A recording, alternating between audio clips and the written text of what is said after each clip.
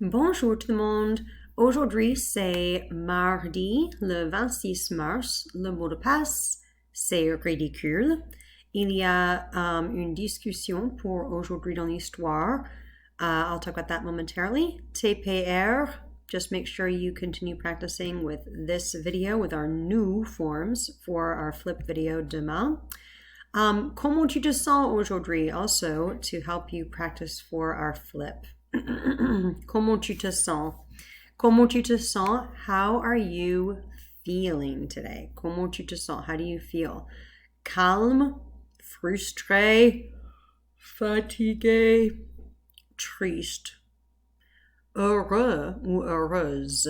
So when we add the extra endings on here where you see point e, point se, that's how we make these adjectives into their feminine form.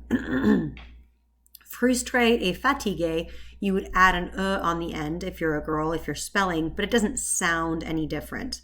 Calme et triste always have e at the end no matter what.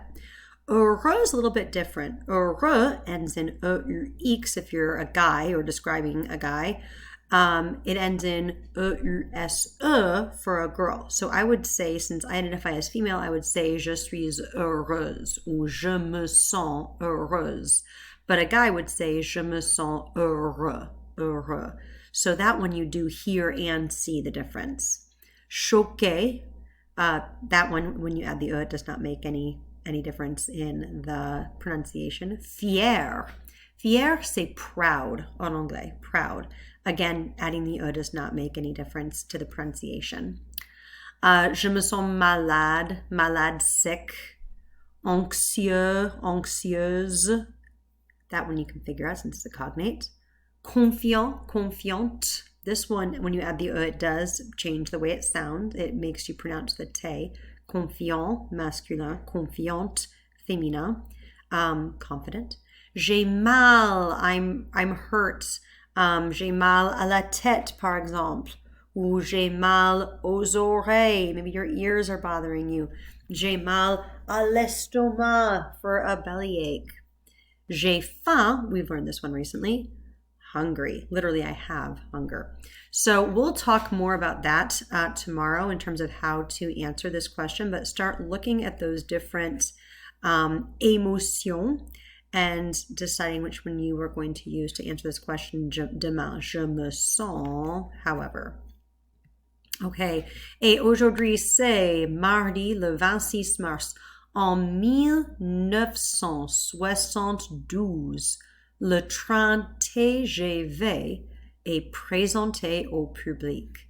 Le TGV est le train T à grande G vitesse V. TGV, train à grande vitesse. Littéralement, train at large or big speed.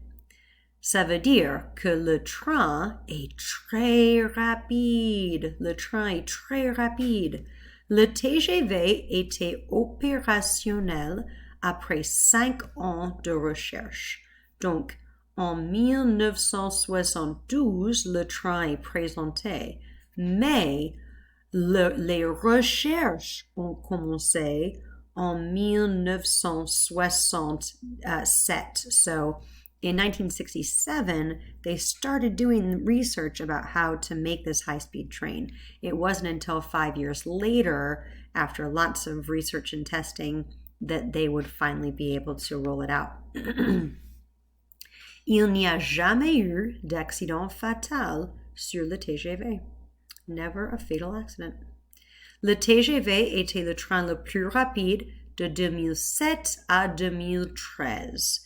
So it did hold le plus rapide, the record for the fastest, le plus, that means fastest, le plus rapide, fastest, for a few years, but it has not always been the fastest train. De 2007 à 2013, it did hold that record. Voici une vidéo, if you'd like to learn more about it. This video is in English. Deux questions, which I answered just now. What does TGV stand for?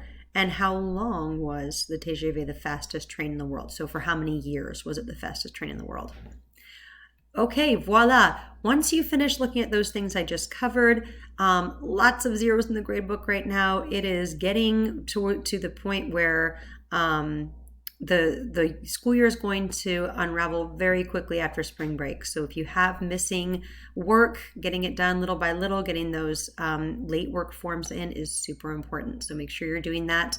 Also, if you have any questions for me, I will be on the Meet Michon French online from noon to 12:30 today. And of course, always available via email. So just let me know if I can help you with anything. Merci. Au revoir.